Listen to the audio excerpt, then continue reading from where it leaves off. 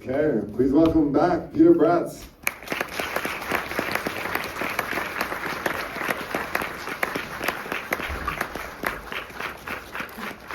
Best movie I've ever seen that was €1,000 budget. Sorry, you can't walk so good. Take your time. We're good here. All right, I'll hand this to you. Yes, thank you. Of course.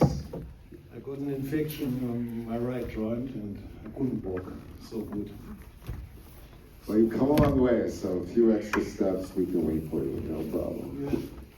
So as I mentioned at the beginning, I have a few questions I want to ask Peter, but I definitely want to make time for anyone who has questions in the audience too. So just hang on and I'll be up with you in a minute. But Peter, I wanted to ask you first about the process of the 30 years since, that before, when you were documenting the making of Blue Velvet, and the film that you were finally readied and was released in 2016. Can you talk about those years and finding the film and the layers that you went through of discovering what kind of film it was? First I came back and I was carrying the Super 8 material like raw eggs, to really carve them. So I applied at the Film Foundation for a blow up, and they said, we need to see material. I said, don't show you. This is Super 8, it gets scratches when I put it. So I couldn't get found for 1 year. In between, I met Wim Wenders, which I knew at that time from film school, and he gave me a blanco check and said, okay, transfer it with a wetgate system to video, and that enabled me to make a trailer. But still, it took 1.5 years until a German television station said, okay, the film just came out, wow, this is very interesting. And they wanted to have that film. And at that time, I made a 60 minutes version of the film, which was called No Frank in Lamberton, which was a blow up from Super 8 to 16, and then it went only once in a late evening in German television. And this was a big disaster, for the television and for a lot of people, because it was a very punky collage of images and very fast and very Dadaistic, So it also didn't make it so too much festivals.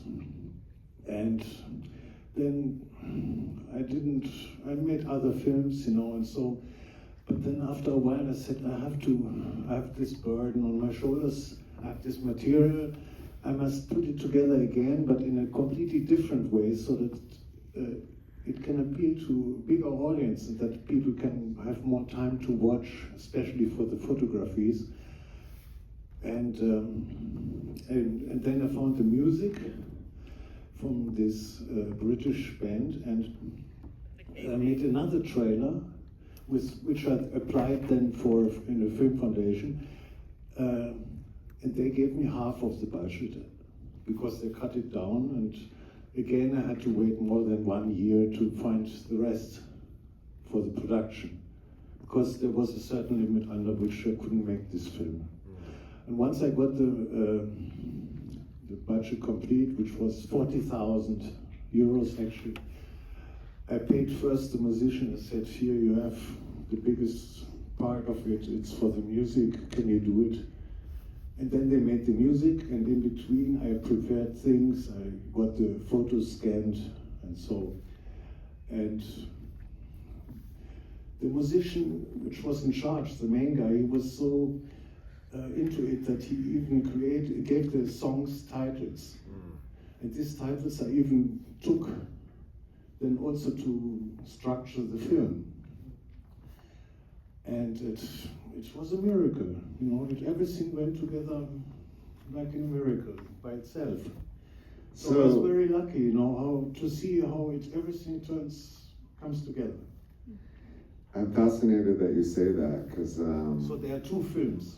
you know. Right. One was 1987, 60 Minutes, which is opposite. I'm always saying this is Dennis the Menace, you know, and this is his lovely sister. This one. I love how you're describing how, you know, when you did finally get all the resources and the music that you wanted, how it all came together. And it's an echo, I think, of what we see in the film of David repeating in a couple of different interviews about how happy he was, how much fun he was having, how the sense of freedom that he had. Did you feel that from the minute that you got on set? Did you feel that sort of flow, or what was it like for you to arrive, you know, to this, with this group of crew and actors working together, and how did you sort of integrate yourself into? I mean, as a matter of fact, my friend and me, we were the only Europeans until Isabella showed up. And Dino De Laurentiis, the producer, he had a rule in his life, and he said whatever he produces, there must be one European on the set. So there was the still photographer was an Italian who didn't speak English. I didn't speak Italian, so we were spending a lot of time drinking coffee together, and I learned him how to count to 10 in English, and he learned me the same in Italian. You know? But actually, until Isabella came, we were completely outsiders. And the main workers from the crew, they didn't took us serious. We were these film students from Berlin. But David gave us from the very first moment on a free ticket, a green card for the whole set, everywhere we could go and could film. And he introduced us to the producer and said, this is Peter and Frank, and they want to make a film on Super 8 to document the stuff. Oh, my telephone.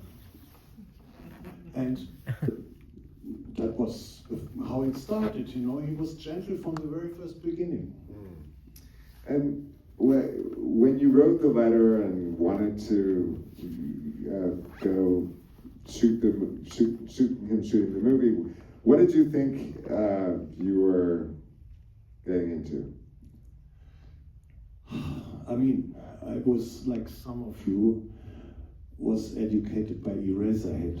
You know, this was a challenge.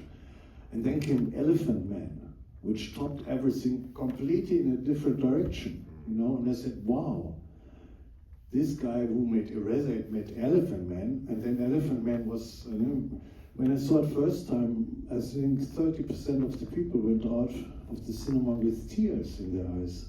This film was so touching and so strong, and I said, this guy I would like to meet. He makes exactly the kind of movies that I would like to make, because I was film student at that time. And then came Dune, and we were invited for the press screening. Didn't know what to say, you know. So, but the big love and admiration for David was even bigger, but still there was this elephant in Eraserhead thing. So this, let's say, feelings or emotions for David's work were very strong once we came there, you know. And very shortly before we left, let's say 2 weeks before, I said, I can't be there 3 months without doing anything. I must capture this. I'm a film student. It's my duty. And photography only, it's not enough. Video was not functioning at the time. 60mm I couldn't finance. So I came to Super 8. You know, and I bought the best camera which I could find, which runs on 24 frames per second, so that I get close to this normal speed, you know, for blow up. And then I had, which is actually a joke, but it's true, I had 1 reel per day. They had 60 days of shooting, I had 60 reels of Super 8. And shooting on 24 frames, that means 2 minutes, 30 seconds. Wow. So you have to make a strong pre-selection, you know, and at a certain point I said, okay, I focus completely on David, all the rest will happen, you know, but he's, you know. And then in between, we made also other things. I photographed, you know, and we recorded sounds. We made Polaroid slides, you know.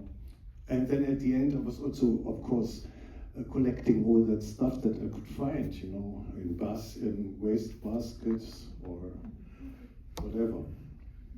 And I made 4 interviews with David in these 3 months because I didn't want it to be pushing. I always wanted to be, you know, discreet. Discreet, yes, yes. But it worked, you know, and it was a really nice time. Yeah. Oh, fantastic. All right, so questions out here in the audience. If you have any questions, just raise your hand. In the back. The people who did the music for this film, because I feel like it really added a great atmosphere, which you don't normally see in these sorts of documentaries. How did you connect with the musicians? Yeah, I had a punk band over 25 years or 30 years. And there was a fan from England, and he contacted us here and there. And he sent me all his music. This band was called Cult with No Name. They're actually 2 guys. They make electronic music with, you know, at the end, this song is from them. And he had on one recording a song which was an instrumental with a trumpet from the trumpet player from Tuxedo Moon. And this was exactly the atmosphere I wanted to have. So I told him this story. First I said, is it okay that I use this for a trailer to apply for money? He said, oh, of course, no problem. He said, once I get money, I will come back to you. And then I got a little bit money and I said, how do you think, 60 minutes or 80 minutes soundtrack? Together with Tuxedo Moon. And I said, no problem. And he started to organize. And during the production, even John Fox came on board. You know, I was a big fan of Ultravox, the second record, Ha Ha Ha. You know, and the first 2 Ultravox, wow. So this friend from England, he organized even John Fox. And then at the end, even Jonathan Barnbrook, who won recently a Grammy for the David Bowie record, Black Star. And he made in the last 20 years a lot of David Bowie covers. So he was basically for free making the subtitles because he was such a big fan of Blue Velvet. So it went on like this, and I said, I can't believe. You know, everything goes into, you know, everything. And then a coincidence with the 30th,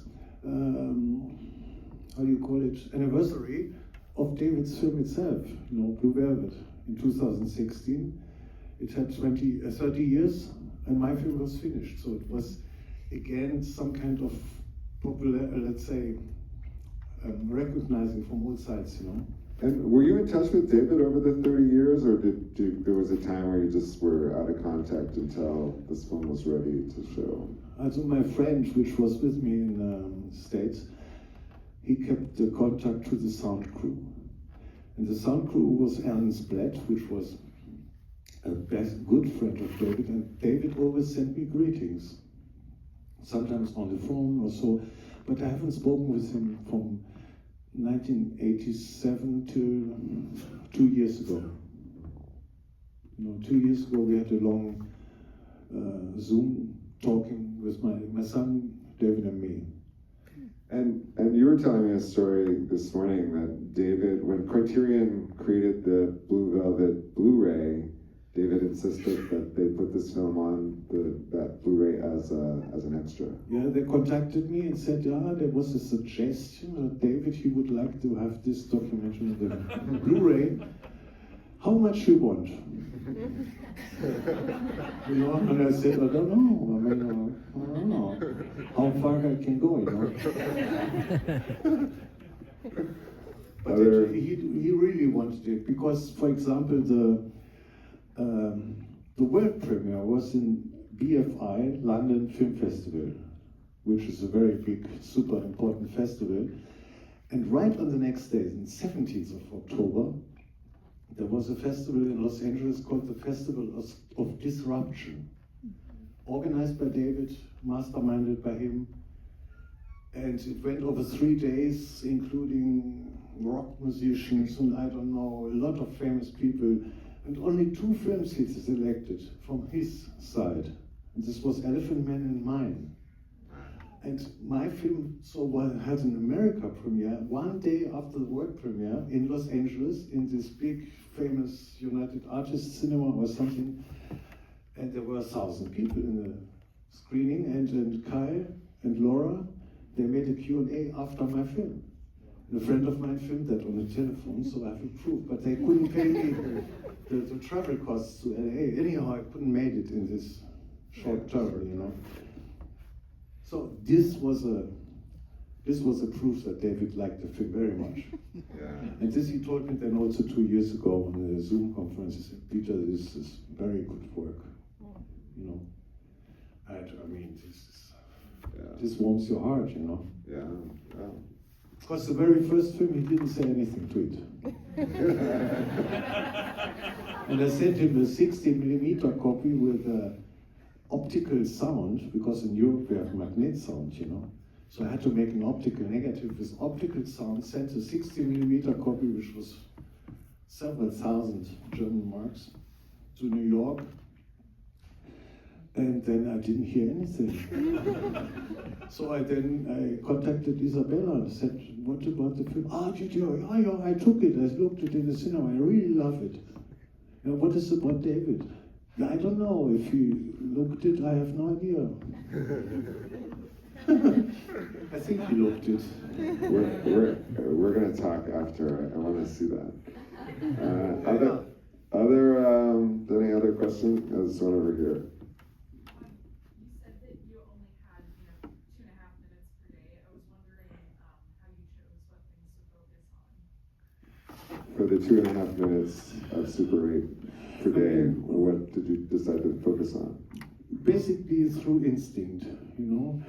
And this instinct told me, I'm here because of David, so David is the most important thing. I have to film him, and because he was not posing for me. He made some jokes, you know. There's a scene in the film where I dropped the camera in his hand and said, David, I got a great idea. What if, when you go from the set to your honey wagon and you film yourself? He said, oh, great. He did it. And it's amazing how he could hold the Super 8 camera. It's in the scene, in the film, of course. But basically, when you film him, you see automatically the actors, or, you know, for example, in the beginning, this scene when he's putting the Lamberton sign on the car, you know, you see some other people waiting. I mean, when you imagine in a big film, which, you know, that the whole team is waiting 1 hour or longer until the director made this thing, which is then in the background of a diner. You don't even realize it, but he was doing each day these small things, you know, painting and drawing and creating pieces of art which are in the background, and the police sign from the police station was made by him, and I don't know what, a lot of things. So that it was quite easy. I mean, I said, whatever you get from him, this you have, you know, and it was documentary. It was observation. So I was not putting the camera here right in front of him. No, it was discreet. And through that, all the rest came by itself, basically. And then, of course, I thought I must make interviews with the main members, with Dennis, with Jack Nance, with Kyle McLachlan, with Isabella. Very important, because she was, I mean, a fantastic person. And so everything came together. But, you know, I have this idea when you make a documentary that you just collect as much as possible. You know, whatever's able to collect and take home, you put in the bag, and then at the end you see what you have, and then you make something out of it. But during that time there, I was just really collecting. And once he left, I was, for 2 days, the very last person on the set. The whole team left, even David. So I sneaked into his empty office, looked in the garbage, and I found a handwritten text for this song, which is in the film. I forgot which song this is, but it's a famous song. From the Angelo, the In Streets of Dreams. Love. In Oh, Dreams. The Royal Yeah. And also some, torn apart messages or some papers from the set where he was making notes that he was throwing that away. Or I asked him, oh David, look, you were painting all the 3 months the same oil painting. And you changed it so many times. What if I take the palette of your home? He said, no problem, take it.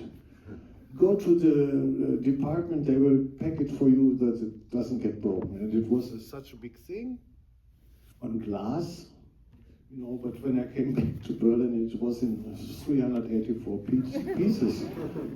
So it was a part in my first film, but then in a certain time of my life, I had to throw it away because I moved, So that's only showing that I collected everything what was possible. Call sheets, small notes, whatever.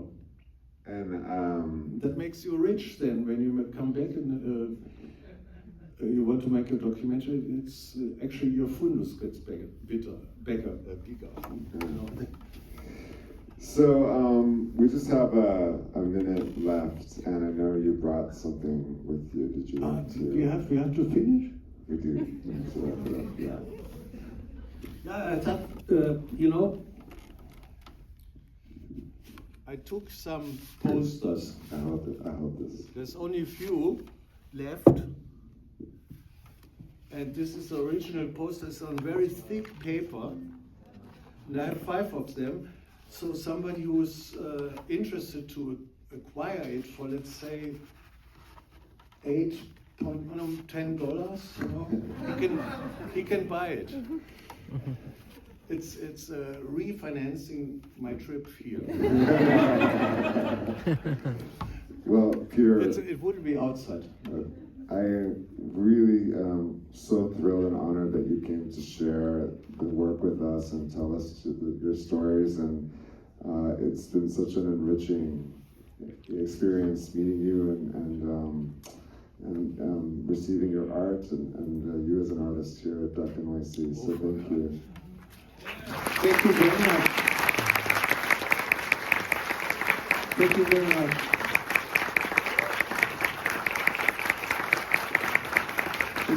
It's a big pleasure for me also. Thank you very much for this nice evening. Thank you, Peter.